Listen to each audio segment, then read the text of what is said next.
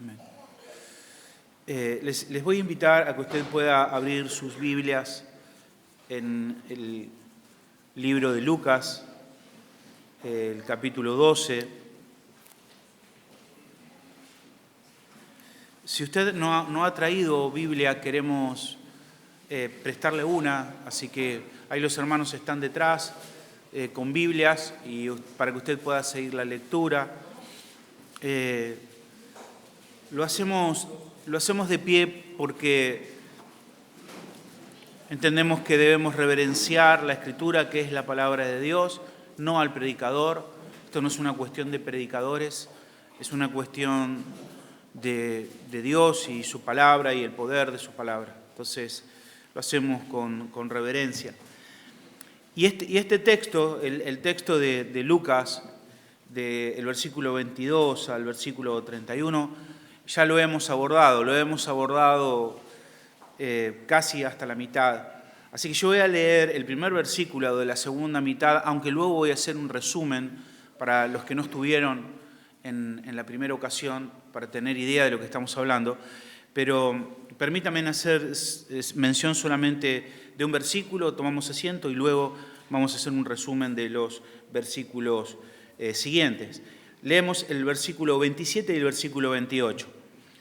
Dice: considerad los lirios cómo crecen, no trabajan ni hilan, mas os digo que ni aun Salomón con toda su gloria se vistió como uno de ellos. Y si así viste Dios la hierba que hoy está en el campo y mañana es echada al horno, ¿cuánto más a vosotros, hombres de poca fe? Amén. Si usted desea tomar su asiento.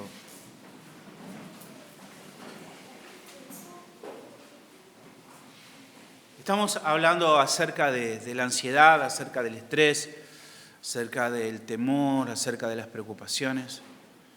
Entendemos cómo esto afecta a las personas que no están en el reino, que no son cristianas, que no han puesto su confianza en el Señor. Las personas viven literalmente un tormento en esta vida, una crisis para tratar de sobrevivir, para tratar de agregar un día más a su vida. No solamente los adultos, sino también los jóvenes, ¿no?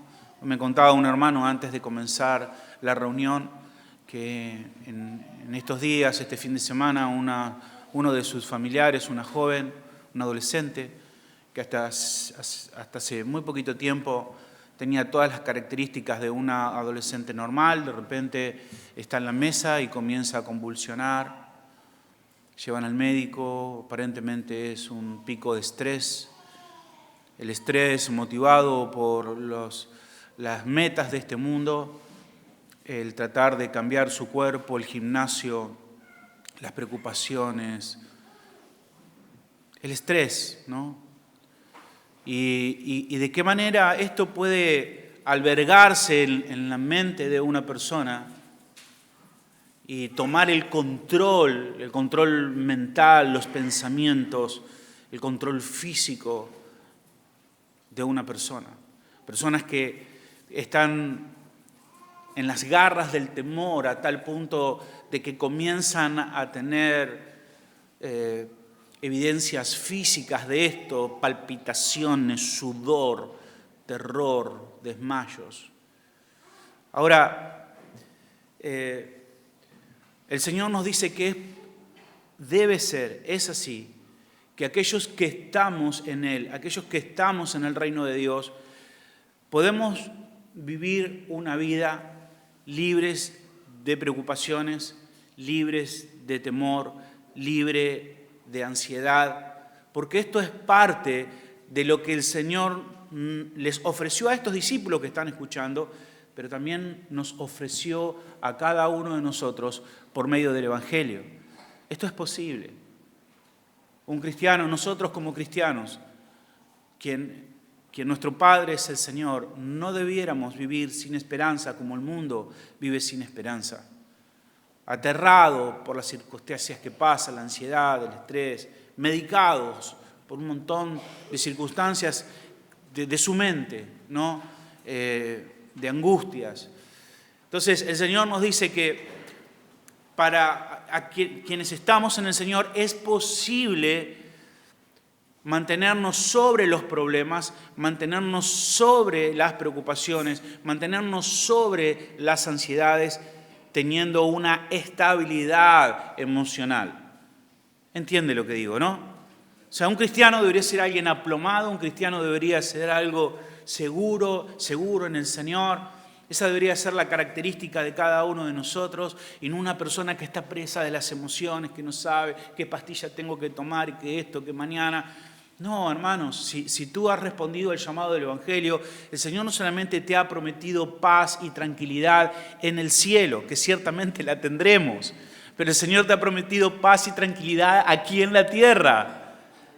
Es posible que a pesar de todas las circunstancias, a pesar de todos los problemas, uno prende la tele, ya con prender la tele uno se llena de ansiedad, ¿no? O sea, o el Facebook, ¿no? Ve, ahora se han formado grupos que hablan acerca de la seguridad y usted recibe mensajes constantemente. Robaron a una persona allá, mataron a otra persona allá, que la economía, que los... Y usted sale de ver la tele 5 minutos así, ¿cómo me mato? ¿No? Porque no, en este mundo no tiene esperanza. Y es verdad, y esa es la situación por la cual están pasando aquellas personas que están lejos del Señor. Pero para nosotros, dice el Señor, es posible vivir fuera de las garras del temor, fuera de las garras de la ansiedad. La ansiedad es como, lo decía la vez pasada, es como un pequeño hilito que va corriendo por nuestra mente. Todos tenemos algo de temor, en alguna cosa en particular. Hay quienes le temen a las alturas, hay quienes le temen a la tormenta, ¿no? Temores.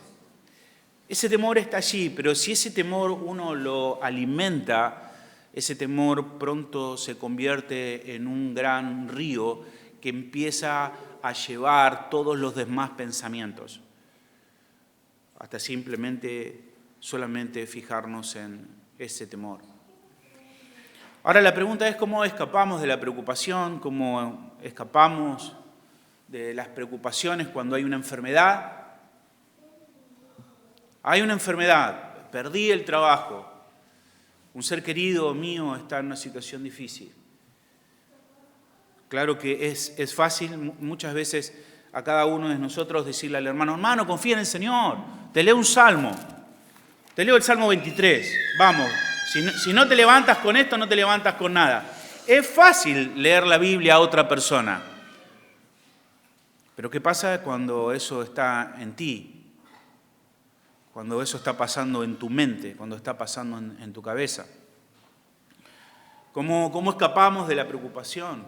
Cuando el temor se ha hecho nido en nuestra cabeza, cuando el temor roba tu alegría, roba tu gozo, roba tu amor por el Señor, cuando roba tu atención sobre las cosas que tienes que prestarle atención en la vida espiritual, la iglesia, tus hermanos, cuando te apresan las cosas terrenales, simplemente pensando en las cosas de esta tierra, las cosas que son temporales. Entonces, regresamos aquí a nuestro capítulo 12. Esta es una sección larga donde el Señor está enseñando a un grupo de personas que están allí. Hay discípulos verdaderos, lo sabemos porque en el versículo 41 dice que está Pedro en ese lugar, así que están allí sus discípulos, personas que han respondido al llamado del Señor, pero también la palabra es utilizada en términos generales y hay personas que no son cristianos verdaderos, pero que están escuchando allí al Señor. Es una sección larga, comienza en el capítulo 12, versículo 1 y se extiende hasta el capítulo 13, una sección de enseñanza larga, hasta el 13:9, y es una sección donde el Señor es interrumpido en unas oportunidades por personas que quieren hacerles preguntas. El Señor le pregunta y luego retoma, da una enseñanza y luego retoma nuevamente este tema. Ahora, la enseñanza que el Señor les está diciendo a las personas que se encontraban allí, que le está hablando, vuelvo a repetir, no les está hablando de promesas del cielo. Claro, porque todos sabemos que en el cielo no va a haber inseguridad, no va a haber hambre, no va a haber falta de gozo. ¿Amén? Amén. Eso es fácil entenderlo como una promesa del cielo, pero el Señor le está hablando del aquí y ahora. Aquí y ahora ustedes, ¿y por qué sabemos esto?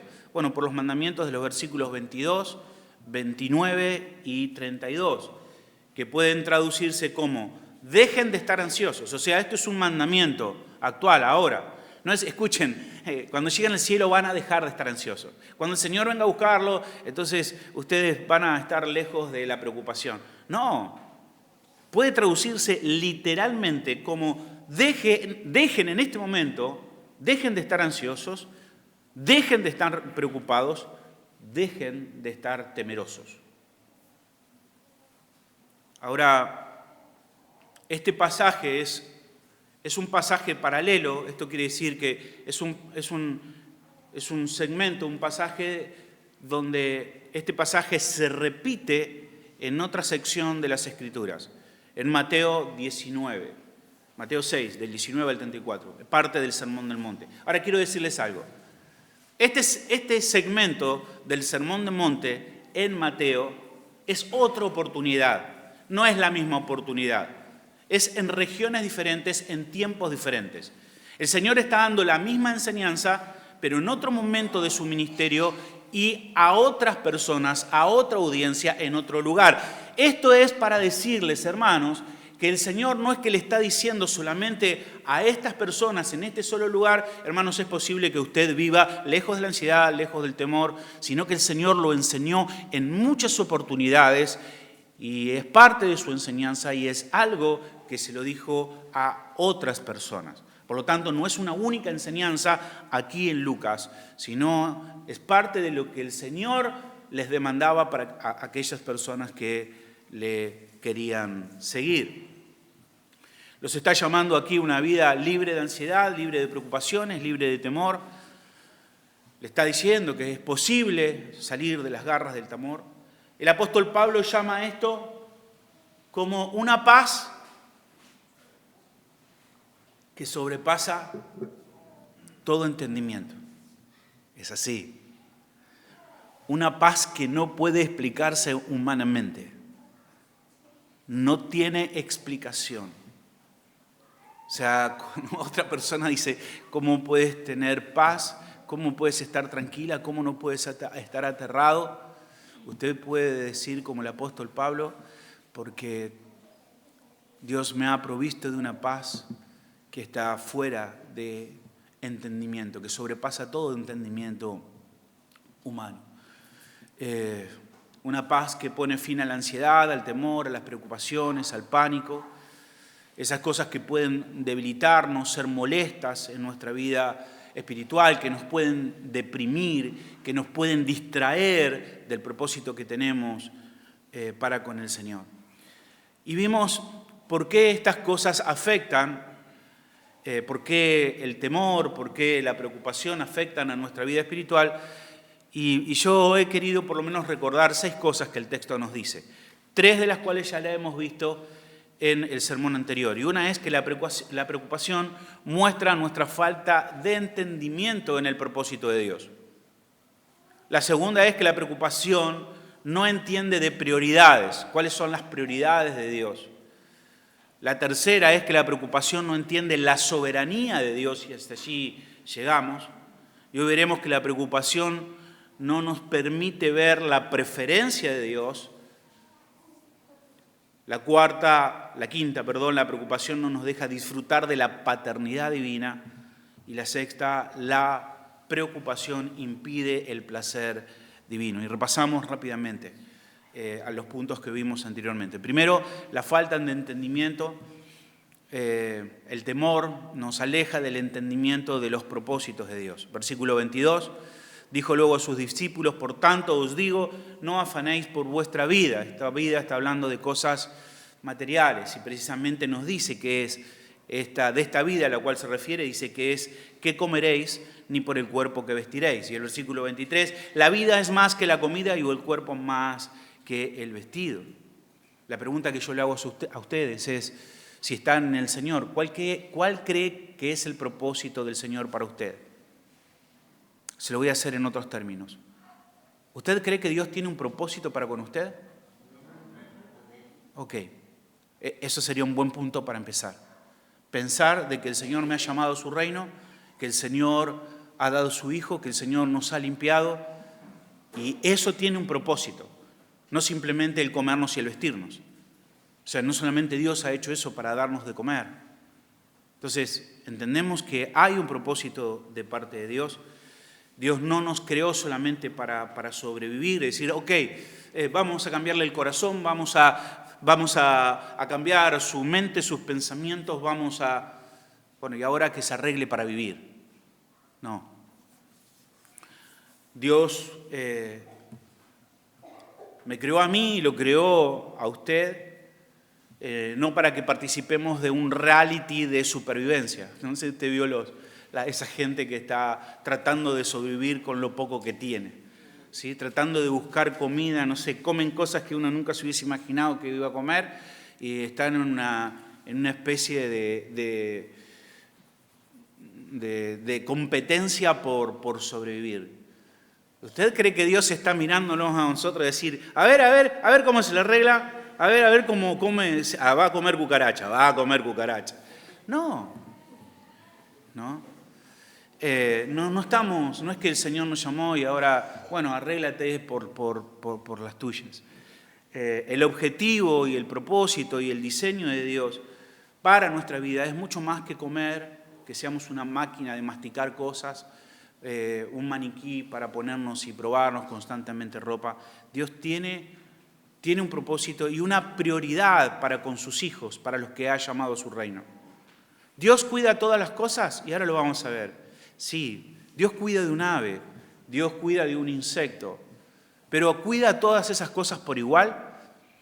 ¿El Señor cuida igual a una hormiga que como lo cuida usted, que es su hijo, que es la corona de su creación? ¿Que tiene un propósito? Una hormiga tiene un propósito para con Dios, pero un propósito efímero. Da la gloria a Dios, un pequeño animal con tanta fuerza, pero vive y muere, es hermoso. Si usted agarra un pequeño insecto, lo ve en un microscopio y dice, wow, se asombra de la perfección que tiene ese pequeño insecto. Cómo Dios lo ha dotado de fuerza, de capacidad, de don. Tanto esfuerzo para un pequeño insecto que usted hace. Se terminó. ¿Usted cree que Dios tiene el mismo cuidado con ese insecto que con usted? ¿Que esa hormiga tiene el mismo propósito que usted? ¿A ella le dio para proclamar el Evangelio? ¿Tiene un propósito espiritual para esa hormiga? No, para usted sí tiene un propósito espiritual. Usted es la corona de la creación. Usted es la novia de su Hijo. Y Dios le va a cuidar. Y esa es la comparación que va a hacer con las aves. Dice, de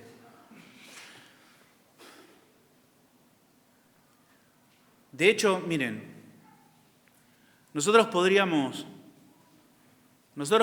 pensar que dependemos de nosotros mismos y podríamos acumular dinero, podríamos ahorrar. La Biblia dice, obviamente, que debemos ser prudentes, debemos tener nuestros ahorros, debemos trabajar. Pero si usted ha sido llamado al reino de Dios, escuche esto, si usted ha sido llamado al reino de Dios y usted no acumula, usted no junta dinero, usted no es que está preocupado por lo que tiene en el banco, al final, el día de su muerte, eso no va a hacer la diferencia si usted juntó dinero o no juntó dinero. Usted puede regalarlo todo, O sea, usted puede agarrar y decir, ok, todo lo que tengo, si quiero lo regalo, me quedo sin nada, me quedo absolutamente sin nada, entonces digo, ok, porque me quedé absolutamente sin nada, ahora me voy a ir a la presencia de Dios porque ya no tengo más sustento. No te vas a ir a la presencia de Dios, te vas a ir a la presencia de Dios cuando Dios quiera, porque aunque tú te quedes sin nada, Dios te va a proveer hasta que tú cumplas el propósito que Dios te ha dado. Y al revés.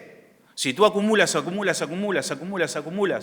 y tienes un montón de dinero, al final, cuando llegue el día de partir, tampoco todo lo que acumules te va a agregar un día más a tu vida. Te vas a morir igual en el momento que Dios lo determinó. O sea que si tú tienes o no tienes, eso no va a cambiar el propósito de Dios para tu vida. Tú puedes tener mucho, puedes juntar mucho, y está bien que seas un buen mayordomo, pero no creas que eso va a agregar algo a tu vida. Y si te quedas sin nada, así, oh, me voy a morir. No te vas a morir. Tu Padre, Dios, es el que te sostiene, es el que te sustenta. Y te va a dar de comer y te va a vestir hasta que Él cumpla su propósito. Y el día que cumpla su propósito, que tú hayas cumplido el propósito de darle la gloria a Él y el propósito espiritual que te ha encomendado, entonces será el día de partir, ni antes ni después. El dinero y tu posición económica no intercede para nada. Así que estés afanado, si quédate tranquilo, te morirás cuando te tengas que morir, cuando Dios quiera que te mueras. ¿No? Ok. En segundo lugar, dijimos que la preocupación no entiende de la prioridad de Dios. Esto, que Dios tiene un compromiso especial con sus hijos. Dios tiene un compromiso especial para con nosotros. Versículo 24 dice, considera los cuervos que ni siembran ni ciegan. Los cuervos no dan gloria a Dios, no vienen el domingo a cantar, ni levantan sus alas, ni entonan canciones, ni oran, ni predican el Evangelio. ¿Se dio cuenta? Ellos no trabajan, ellos no se cosen su ropa. ¿Vio alguna vez un cuervo haciéndose plumas? No, les crecen. ¿Vio? Dios se las da. Pero el cuervo es una ave que no tiene un propósito espiritual, sale del cascarón, sale del huevo, vuela un rato, muere, ya fue. Tanto trabajo por algo que dura tan poco tiempo. ¿Y usted cree que usted, que es hijo de Dios, que Dios lo ha llamado a su reino, ser parte del cuerpo de Cristo, si Dios le provee a un ave que hoy está y mañana no está, ¿nos va a proveer para usted? ¿No le va a dar de comer a usted? Las aves, y hemos dicho, no es que las aves no trabajan, las aves trabajan, ¿no? Ustedes van para acá, para allá, juntan semillita, van, vuelven. Están trabajando, ¿sí? No es que están panza para arriba, trabajan. Pero ese es el medio por el cual Dios le provee. Nosotros trabajamos, nos esforzamos, y por ese medio Dios nos provee, ¿no? Pero si Dios viste a las aves, cuida de las aves, ¿cómo obviamente no va a cuidar de sus hijos? Nosotros tenemos mucho más valor que las aves y Dios sabe obviamente lo que necesitamos. Y así como cuida de toda su creación, cuida particularmente de nosotros. Hay una prioridad de Dios para con sus hijos. Así que hasta que esta prioridad, hasta que este deseo, este propósito de Dios sea cumplido en nosotros, Dios nos va a sostener.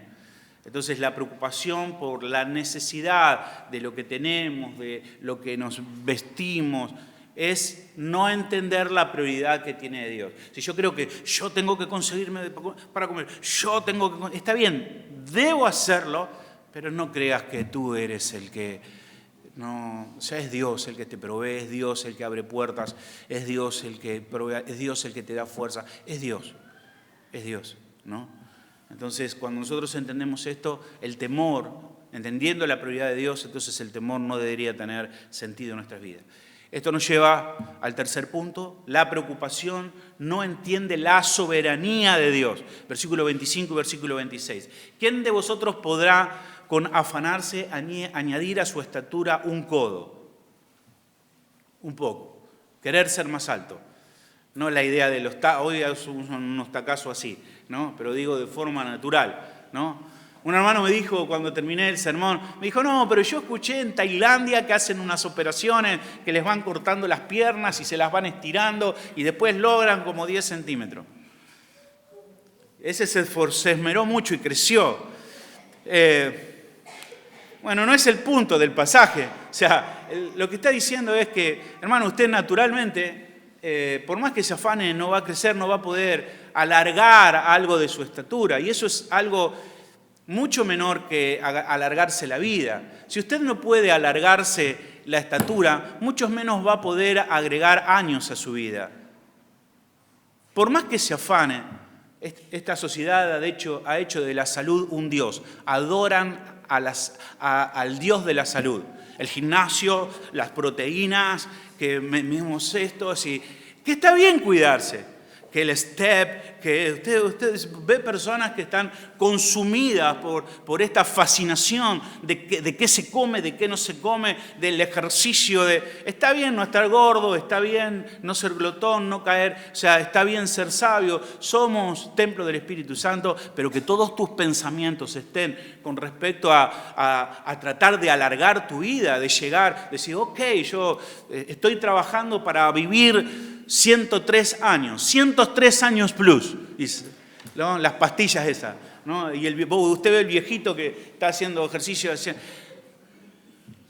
Mirá, tómate todas las pastillas que quiera, pero el día que Dios ha determinado que te mueras, te vas a morir. No vas a agregar nada a tu vida, ¿no? La gente está consumida con estas cosas, ¿no? O sea, preocupada constantemente. Y esta preocupación ni siquiera les ayuda a ellos, porque obviamente cuando uno está demasiado preocupado, hay cuestiones físicas como la presión, la diabetes, que se disparan y al último terminan en unos embrollos. Entonces, necesitamos tener salud, necesitamos estar saludables, necesitamos golpear nuestro cuerpo y ponerlo en servidumbre. Necesitamos ser razonables cómo vivimos nuestra vida, lo que comemos, cómo usamos los recursos de Dios, pero, o sea, no vivir una vida disipada. Pero hay personas que invierten todas sus fuerzas, todos sus pensamientos y todos sus recursos en tratar de estar mejor físicamente. El gimnasio, las pastillas que tengo que comer, la ropa para el gimnasio, las zapatillas especiales, la cosa, o sea, todo el recurso que tiene metido en tratar de cambiar su salud. Y no está mal hacer gimnasia, digo, ¿no? Para los que no les gusta. O sea, no está mal. Pero digo, esta obsesión por la salud, esta cosa que parece que lo único, bueno, eso es un dios. Han hecho de la salud un dios y adoran a ese Dios. Pero nosotros entendemos que no vamos a añadir nada a nuestra vida. Debemos ser prudentes y que todas esas preocupaciones nos incapacitan para poder servir a Dios y para cumplir los propósitos de Dios.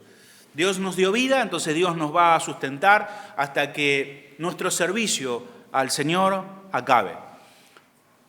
No vamos a contribuir en nada en nuestro esfuerzo en este sentido. Así que debemos estar tranquilos, debemos obedecer la palabra del Señor, debemos trabajar para el reino de Dios, debemos esforzarnos en el reino de Dios y la promesa del Señor es que Él nos va a sustentar. Punto 4. La preocupación no sabe o no puede ver la preferencia de Dios. Versículo 27. Considerar los lirios. Cuando habla de los lirios estaba hablando de flores silvestres en general. No es que estaba hablando de una flor costosa. Estaba hablando de una flor que en Israel crecía de distintas formas y distintos tipos, flores silvestres. Nosotros podemos ver muchas veces en el campo flores silvestres que son muy bellas.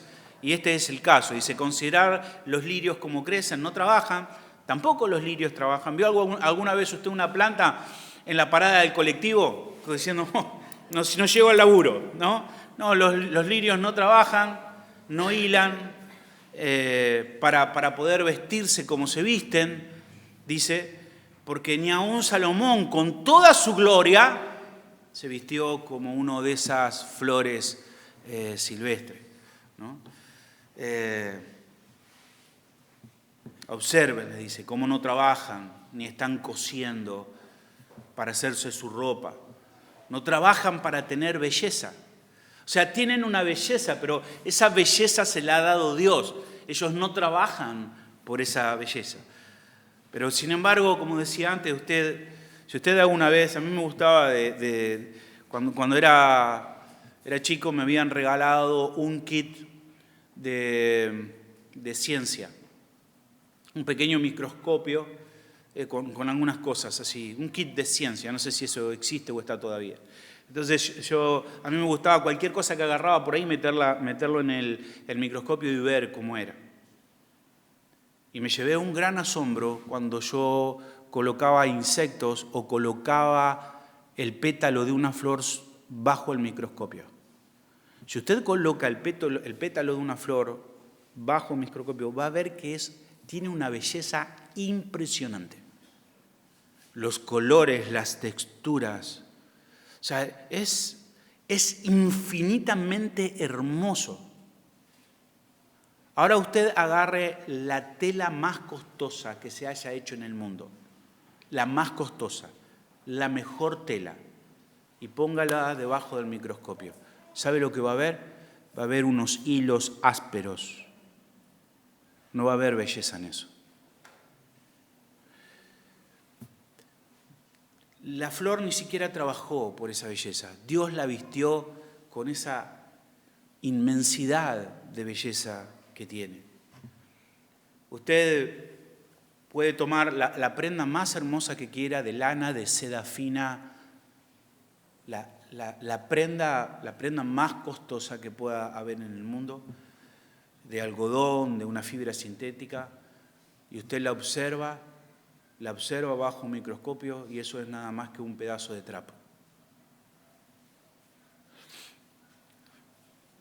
Si usted ve el pétalo de la flor, hay un trabajo que solamente Dios puede hacer, de refinamiento, de belleza. Dios puede producir cosas que el hombre jamás puede producir, ni aun si trabajara o si se esforzara o tuviera toda la sabiduría del mundo. Jamás pudiera comparar lo que Dios hace con lo que Él puede hacer. Y dice que ni Salomón pudo vestirse como una flor. Y esto es bastante singular porque Salomón fue el hombre mejor vestido de la historia. La Biblia habla en 1 de Reyes 10:10 y en 2 de Crónicas 9 cuáles eran los atuendos de Salomón. Si había alguien bien vestido sobre el planeta, desde la historia hasta hoy, era Salomón.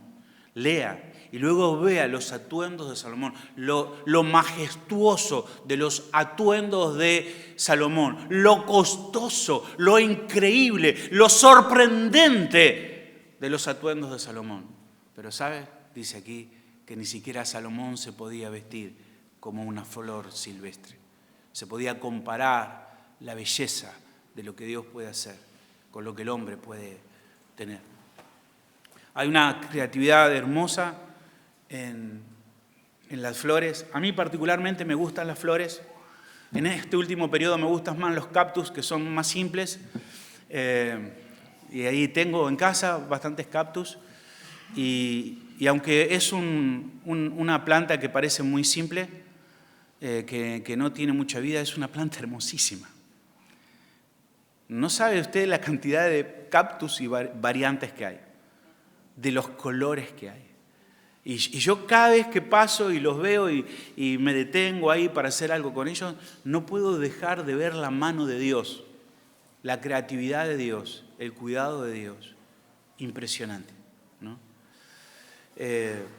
Y no es que la planta, bueno, este cactus, si yo voy a mi vecino y le muestro este cactus, seguro que se convierte a Cristo. No, o sea, un cactus es una planta que muestra la gloria de Dios en un sentido, la belleza de Dios, la armonía de Dios, el orden de Dios, pero no tiene un fin espiritual. Ese cactus no sé cuánto me va a durar, pero se va a morir. Es una planta que pasa, que no tiene una repercusión espiritual. No es como usted, Si Dios viste un cactus con tan belleza, usted, que es su hijo, ¿cómo no lo va a vestir mejor? O va a procurar de su vestido. Versículo 28. Y así viste Dios a la hierba que hoy está en el campo y mañana es echada al horno. Una flor, una planta que la vistió con tal detalle y con tanta hermosura. La vistió así. ¿Sabe cuánto va a durar? Nada. ¿Sabe de dónde va a terminar? En este caso dice en el horno. Tanto detalle, tanta preocupación, tanto para que dure absolutamente nada. Dice, ¿cuánto más a vosotros, hombres de poca fe? O sea, ¿por qué dice aquí que la hierba es echada al horno? En la antigüedad, por ejemplo, el pan se cocinaba con hierba, con pasto seco. Entonces la gente amontonaba esas flores, las amontonaban en un lugar hasta que se secaban y después iban a hacer pan y no tienen los hornos como tiene usted, que usted prende el horno al gas y le pone a 300 grados, ¿no?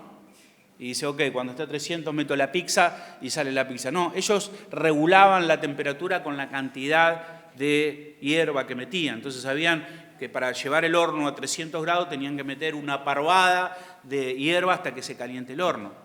El Señor le dice, ¿sabes? Esa hierba tan hermosa, con tantos detalles, con tanto cuidado, esa hierba va a terminar simplemente en el horno. No tiene mucho valor para hacer de comer. Dios lo mira esto, obviamente, como una mira, para que lo veamos, ¿no? Como una vida corta, simple, la de la flor, pero que Él ha hecho un compromiso con esa flor de belleza, de cuidado, y sin embargo luego es simplemente quemada. ¿Y cuánto más entonces nos va a vestir a nosotros que somos sus hijos? Y este es el argumento típico de los hebreos, de menor a mayor. O sea, si Dios hace esto con una flor, ¿cómo no lo va a hacer con usted que cree en Él? Si lo hace con una flor, si lo hace terrible milagro en una flor que va a terminar en el horno, ¿cómo no lo va a vestir? ¿Cómo no lo va a usted también a sostener? Ok. Dios viste de esa manera una flor que perece rápidamente y obviamente va a tener mucho cuidado con nosotros para que cumplamos el propósito que Él nos ha dado. Usted, yo somos hijos de Dios. Él nos proveyó cuidado, Él proveyó belleza para las plantas que nacen un día y mueren en el otro. Cuánto más Él se va a preocupar por vestir a cada uno de sus hijos, particularmente, a quienes ama. Al final del versículo 28 dice, hombres de poca fe. Y este es un punto muy importante, ¿no? Porque el temor, la preocupación, lo que termina siendo al final es falta de fe y esto es una situación pecaminosa. Al final, no confiar en el Señor termina siendo un estado pecaminoso para cada uno de nosotros. El Señor esto lo dijo en otras oportunidades, le dijo a las personas que estaban a su alrededor, hombres de poca fe. Lo dijo allí en Mateo 6:30.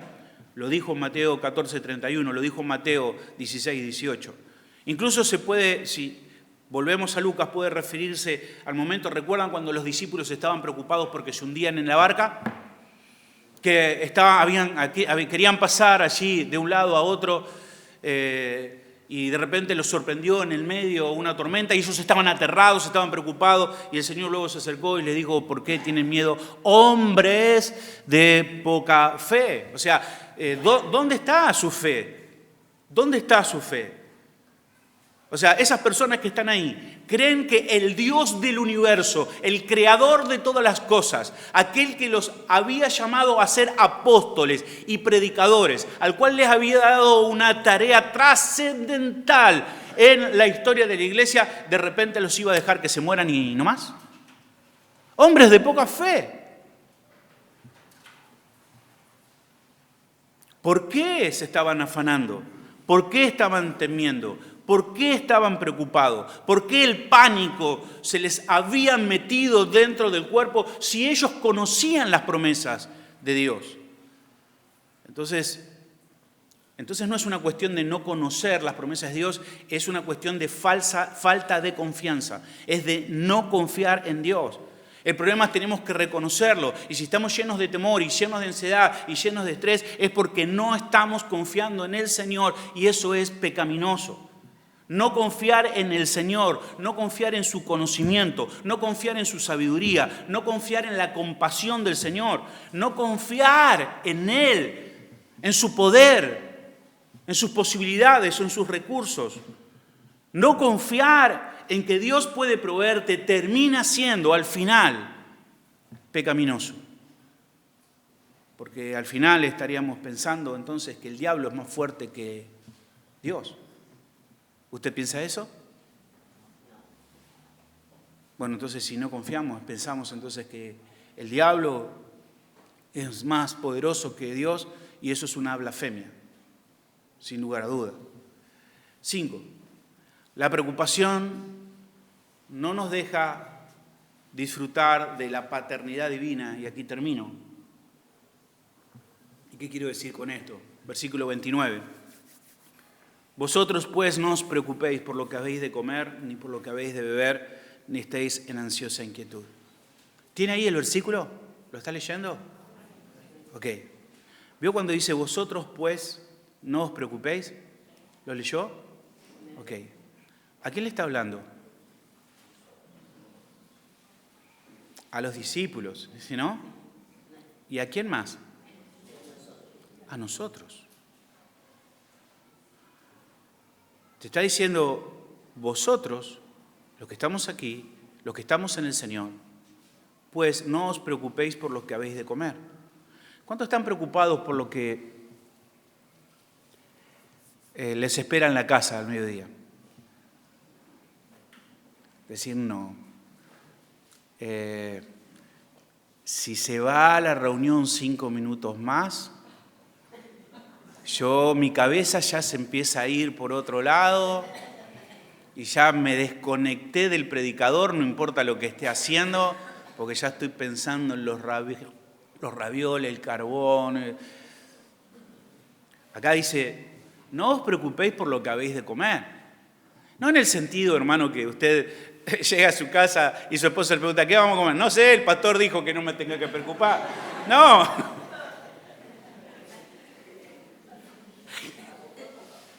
No, tiene que atender eso. Lo que el Señor está diciendo es que usted no puede estar completamente obsesionado y pensando en qué comer y mañana y pasado y bla, bla, bla. ¿No?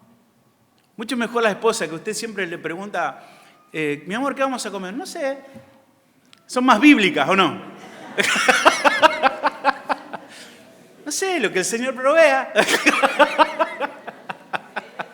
Pero no, mi amor. Bueno, no, pero entendemos esas situaciones, pero la cuestión es acá, lo que el Señor está diciendo es, bueno, o sea, no estés preocupado por lo que habéis de comer. Y esto es entendible, porque esa gente vivía al día. No tenía un freezer y guardaba, ¿no? Usted dice, mi amor, ¿qué vamos a comer? Espera, abre el freezer. Tenemos un poquito de los fideos de la semana pasada, tenemos una salchicha que frisé, tenemos del cumpleaños de Uciel del año pasado. Entonces usted junta y dice, ya está, comemos. No, ellos tenían que preocuparse por todos los días. Si ellos no elaboraban su comida del día, no comían. Entonces era una preocupación diaria de salir a juntar el maíz, de ir a molerlo, de ver el pan, de ver cómo... O sea, era algo que le ocupaba todo el día. Imagínense cómo ocupar a alguien en el reino, lo llamás al reino para que predique el evangelio y el tipo está todo el día, ¿y qué voy a comer? ¿Y dónde voy a comer? ¿Y tengo que ir allá? ¿Y tengo que ir a recoger? No, o sea, no te preocupes. ¿Cómo no me voy a preocupar? No, Dios va a sostenerte. Trabaja, sé responsable, pero al final es Dios el que te sostiene. Él te va a sostener. Si cayeras enfermo, supongamos que Tú eres un hijo de Dios, pero caes enfermo. No sé, tienes un accidente. Tienes un accidente que terminas parapléjico. Solo puedes hablar. La pregunta es, ¿hasta ahí llegó tu existencia? ¿Dios no te va a sostener más? ¿Es porque vos no podés trabajar, no podés ir a recoger? ¿Quiere decir que ese día te vas a morir? No. Aunque tú no puedas hacer nada, si tú eres un hijo de Dios, Dios te va a sostener hasta el último día. Hasta el último día. Hasta el último momento. Hasta que tú cumplas el propósito que Dios te ha mandado hacer. Pero Dios les dice, no vivan como los que viven sin Dios. No vivan como las personas que no tienen ningún tipo de promesa en este mundo. Ellos no tienen Dios. O sea, tienen dioses que son a comparación son dioses malvados. En realidad son demonios que buscan adoración. Ellos están confiando en esos dioses que van a darle algún tipo de ayuda. No, esa gente, el diablo, que no tienen a Dios como padre, ¿a quién tienen como padre? Al diablo. El diablo no da ninguna cosa buena, no da ninguna promesa buena, da promesas pero falsas. No hay ninguna seguridad de que el diablo vaya a cuidar a esas personas, al contrario, el diablo lo que quiere es matar a esas personas. Entonces, nosotros no podemos vivir como la gente del mundo que no tiene un Dios, no tiene un Padre, no tiene promesas de sustento. Nosotros sí las tenemos. Y entonces dice, no vivan como los que no tienen promesa, no vivamos como si Dios no tuviera poder. ¿No le pasa eso a usted? Está viviendo como que si Dios no pudiera hacer nada. Como si Dios no tuviera poder o no tuviera recursos. Es usted el que lo tiene que hacer. Es usted el que lo tiene que resolver. Es usted el que lo tiene que conseguir. No viva así. No siga preocupándose. Y si usted esa preocupación de qué comer, sigue anidándose en su mente, entonces es que no entiende la prioridad de Dios. No entiende que usted es prioritario para Dios, que usted es más importante que las aves, que es más importante que los insectos, que es más importante que las flores. Usted es mucho más importante que eso. Si usted está ansioso de esa manera es porque no entiende esto. La quinta cosa. La preocupación no entiende la paternidad de Dios. La paternidad, esto es una palabra muy, muy hermosa. O sea, cuando uno entiende lo que significa la paternidad. Versículo 30. Todas estas cosas buscan la gente del mundo. ¿Qué es lo que busca la gente del mundo? Es una lucha por conseguir, por comer, por vestirse. Este es el propósito de la gente del mundo. ¿Qué cosas busca la gente? Y busca esto, comer, vestirse. Toda su vida pasa por eso. Toda su vida, usted ve, y el otro día estaba en el correo y yo tengo una remera de maratón, que la tengo porque me la regalaron, nunca corrí un maratón, pero cada vez que hay personas que corren maratón vienen y se me acercan y me preguntan, ¿usted corre maratón? Yo digo, ¿le parece? No, me la regalaron. Me dice, no, porque yo estoy corriendo maratón. Sí, yo me levanto a las 4 de la mañana y salgo a entrenar. Y ahora estoy por hacer la maratón de los 40 kilómetros de dónde y el tema de la comida, que yo. Toda la vida pasa por eso. Por el comer, por la salud y por el vestido. Toda su vida. Se resume en eso. Todas estas cosas buscan las gentes del mundo. La gente del mundo está afanada por esto. Pero dice, pero vuestro Padre sabe que tenéis necesidad de estas cosas. Las cosas, comer, vestirse. El mundo busca frenéticamente estas cosas. Literalmente es una batalla por la comida. Pelean a diario por tratar de comer, tratar de tener dinero para poder comer, para poder vestirse. Una batalla por la sobrevivencia en este mundo. El mundo vive para adquirir cosas materiales, para sobrevivir. ¿Sabe por qué? ¿Sabe por qué hacen eso? Porque están muertos a Dios. Porque no tienen vida espiritual. porque su padre no es Dios, sino Satanás. Y por eso viven en esa ansiedad y en esa falta de esperanza. Juan 8:44 nos recuerda esto. Recuerdan, vosotros sois de vuestro padre el diablo, dice el Señor, y los deseos de vuestro padre queréis hacer. Ahora, tener por padre al diablo es terrible. Es peor que tenerlo por suegro.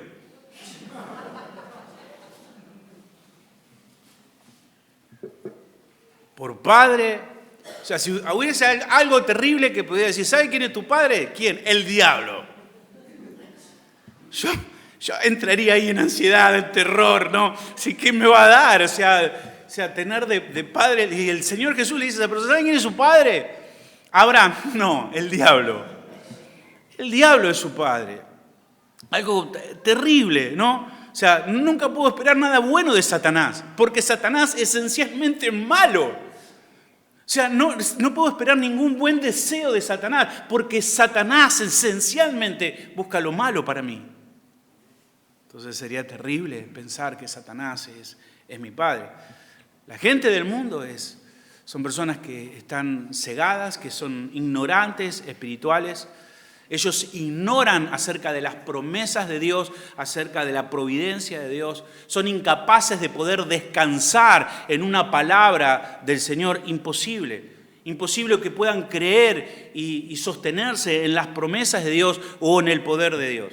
Ellos viven solamente para sobrevivir. Ellos lo único que gozan es de la gracia común que Dios les da. Hay una gracia común de Dios, esa gracia común que Dios permite que el sol salga sobre buenos y malos, que crezca la semilla del que es malo y del que es bueno. Hay una gracia común y ellos están ahí, están luchando por esa gracia común, por tratar de favorecerse de esa gracia común del Señor, pero ellos no tienen esperanza en Dios, no tienen promesa en Dios, no creen en Dios. Sin embargo, nosotros no estamos desamparados. Nuestro Padre es el Señor. Él tiene cuidado de nosotros. Él nos ha dado promesas para sostenernos. Él nos dijo, confíen, tengan certeza que yo tengo cuidado de vosotros.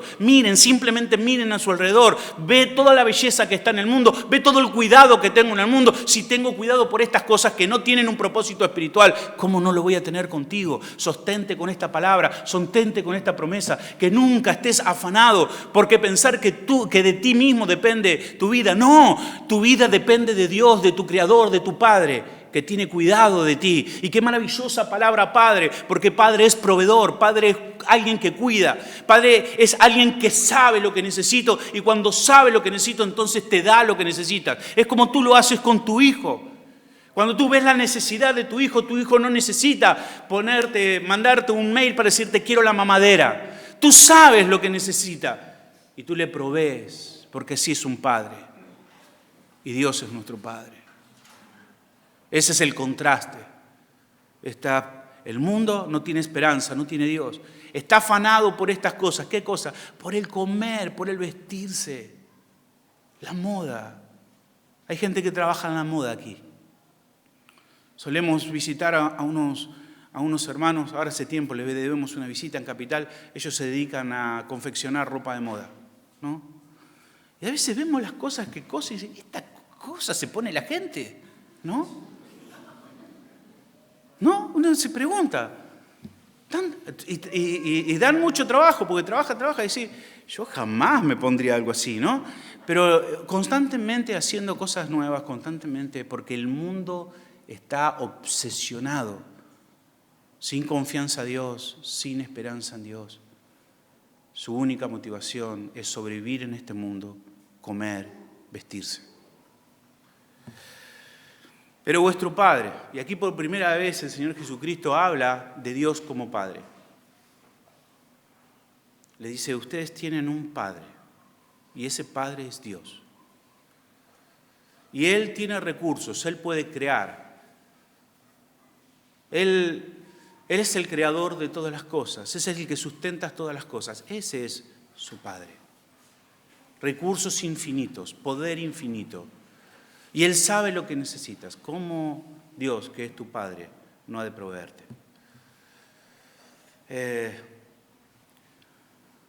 El mundo busca de manera intensa, y esta palabra, cuando dice aquí el versículo, y estas cosas busca el mundo,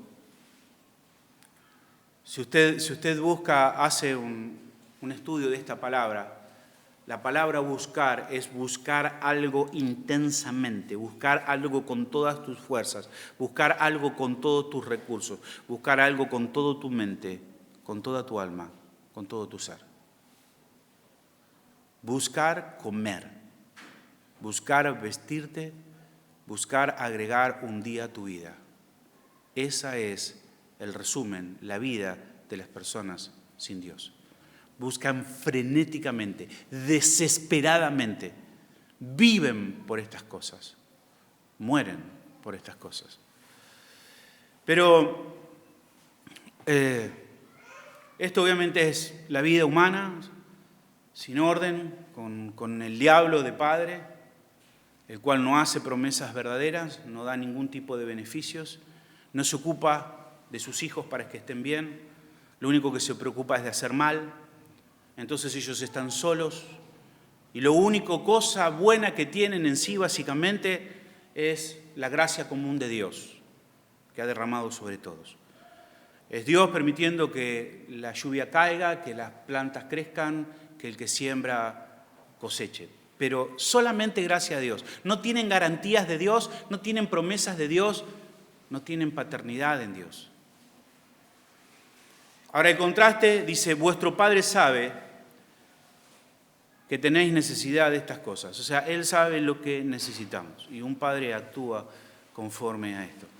Versículo 31 dice, mas buscad el reino de Dios y todas estas cosas os serán añadidas. ¿Qué son estas cosas? ¿Qué cosas nos serán añadidas? La comida y el vestido.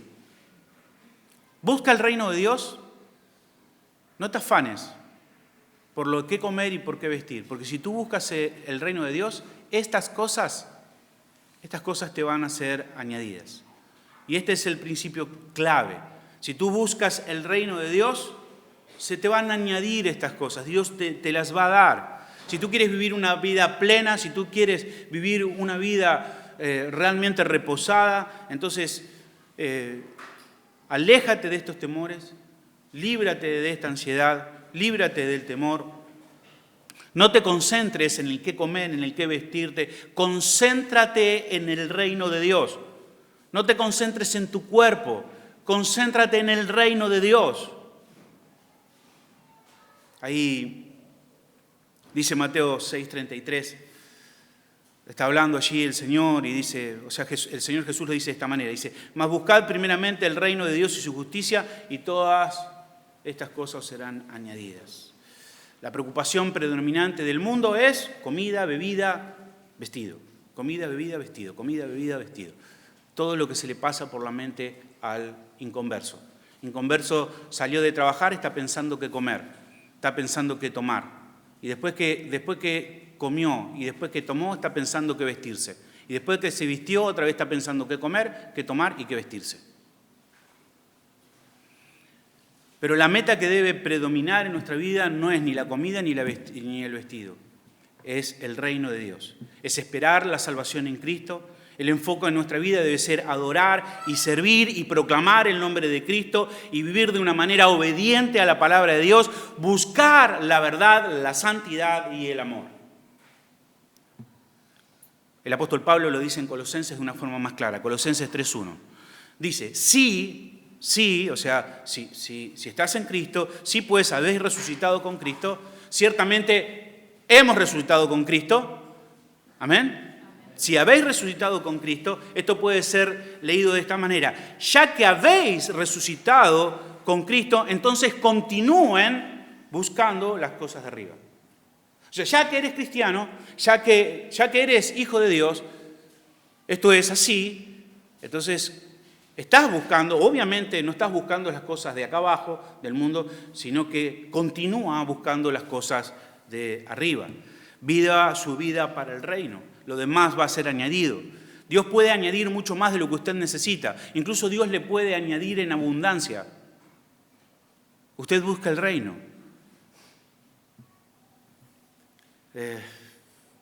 Y sigue diciendo, siga buscando las cosas de arriba donde Cristo está a la diestra de Dios.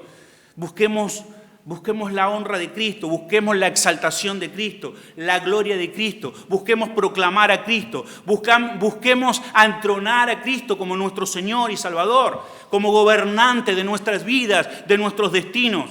Sometámonos a su palabra, sometámonos a su autoridad, creamos en que Él nos ha llamado y que Él es nuestro Padre. Busquemos las cosas de arriba. Y el versículo 2 de Colosenses dice, poned la mira en las cosas de arriba, no en las de la tierra, porque habéis muerto y vuestra vida está escondida con Cristo en Dios.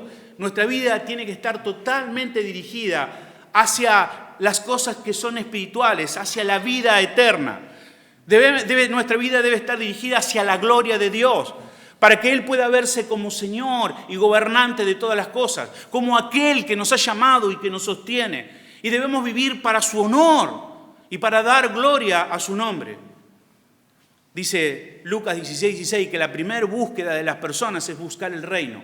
Y dice Lucas 16:16 que esas personas se están esforzando por entrar al reino. Y esto es cierto. Hay muchas personas que están esforzándose por entrar al reino. Y no pueden. ¿Por qué? Porque es difícil. Porque entrar al reino significa negarte a ti mismo. Significa solamente poner la mente en las cosas de arriba. Es depender de Dios. Y a muchas personas le cuesta esto. Pero si tú te has esforzado y has entrado al reino, el Señor te ha llamado, entonces ahora comienza a buscar las cosas de arriba, donde Cristo está entronado.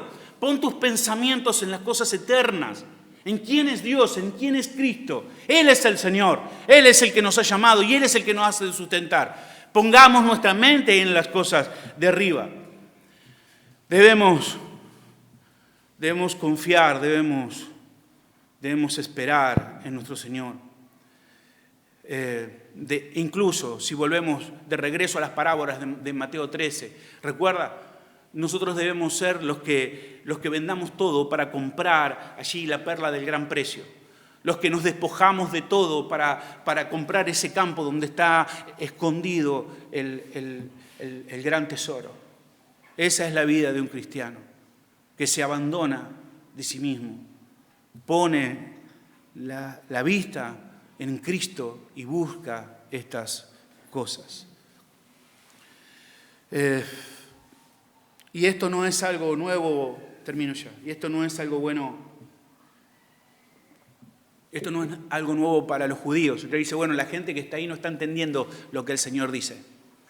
Le está diciendo algo que ellos nunca escucharon, porque esta cuestión de vengan, síganme y no se preocupen, o sea, no tengan su atención en comer, en vestir y en las cosas materiales, debe ser una enseñanza nueva del Señor. No es una enseñanza nueva. Y vemos muy rápido el Salmo 34 y algunos versículos de este Salmo. Podemos leer, por ejemplo, el Salmo 34, versículo 8, que dice, gustad y ved que es bueno Jehová. Dichoso es el hombre que confía en Él. Dichoso es el hombre que confía en Dios. El versículo 9 dice, teme a Jehová, vosotros sus santos, pues nada falta a los que le temen. Versículo 10, los leoncillos necesitan y tienen hambre, pero los que buscan a Jehová no tendrán falta de ningún bien. Versículo 15. Los ojos de Jehová están sobre los justos y atentos sus oídos al clamor de ellos. Versículo 19. Muchas son las aflicciones del justo, pero de todas ellas le librará el Señor. El Salmo 37 es un salmo muy similar también. Salmo 37, versículo 1, dice, no te impacientes a causa de los malignos, ni tengas envidia de los que hacen iniquidad. Versículo 2, porque como hierban serán pronto cortados, y como hierba verde se secarán. Versículo 3, confía en Jehová y haz el bien, y habitarás en la tierra, y te apacentarás de la verdad. Versículo 4, deleítate a sí mismo en Jehová, y Él te concederá las peticiones de tu corazón. Deleítate en el Señor, deleítate en el cielo, y Él va a encargarse del resto de tus cosas. Versículo 5, encomienda a Jehová tu camino y confía en Él, y Él hará. Versículo 7, guarda silencio ante Jehová y espera en Él. No te alteres con motivo del que prospera en su camino, porque el hombre que hace maldades, por el hombre que hace maldades. Versículo 9, porque los malignos serán destruidos, pero los que esperan en Jehová, ellos heredarán la tierra. Versículo 11, pero los mansos heredarán la tierra y se recrearán con abundancia de paz. En otras palabras, lo que el salmista está diciendo es que él entiende la provisión de Dios. El salmista está entendiendo de que si él honra a Dios, que si él busca las cosas de arriba, entonces es Dios el que se va a hacer cargo de todas sus necesidades. Versículo 25 dice, joven fui y he envejecido, no he visto justo desamparado, ni su descendencia que mendigue pan. Dios cuida de aquellos que les pertenecen. Y por último, habla de la asociación de la poca fe, ¿no? Hombres de poca fe, el tener duda, temor. La preocupación no nos hace entender la prioridad de Dios y necesitamos aparentemente preocuparnos con todo. Pero mientras que busquemos apasionadamente el reino de Dios, Dios nos va a proveer de todo lo que necesitemos. Él promete que nos va a sustentar hasta el final. Y ese plan está vigente en su vida hasta el último día. Y termino el versículo, voy a agregar un versículo 32, y es que la preocupación nos aparta del placer divino, porque dice el versículo 32, no temas manada pequeña, porque a vuestro Padre le ha placido daros el reino. No temas manada pequeña, porque a vuestro Padre le ha placido daros el reino. O sea, observe que es placer, a Dios le place. Dios quiere darle este deleite a sus hijos. Él se deleita en que sus hijos tengan lo necesario. Él provee para sus hijos.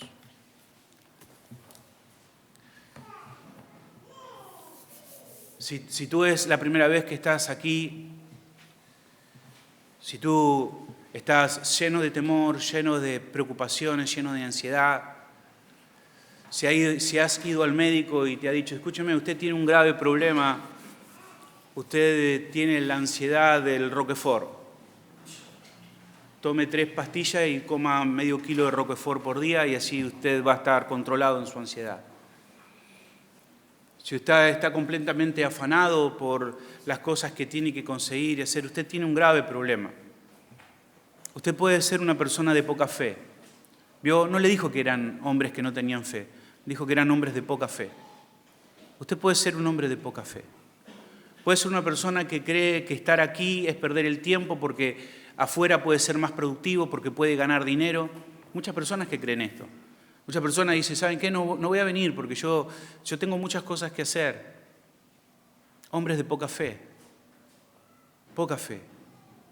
Y eso termina siendo pecaminoso, porque en realidad lo que estás diciendo es que si tú has creído en Dios, Dios no puede sostenerte. Que Dios puede sostener a una planta, Dios puede sostener a un pájaro, pero a ti no te puede sostener. No. Si tú has respondido al llamado del Señor, la promesa de Dios es que te sostendrá. Tenemos promesa de eso. Tenemos una promesa.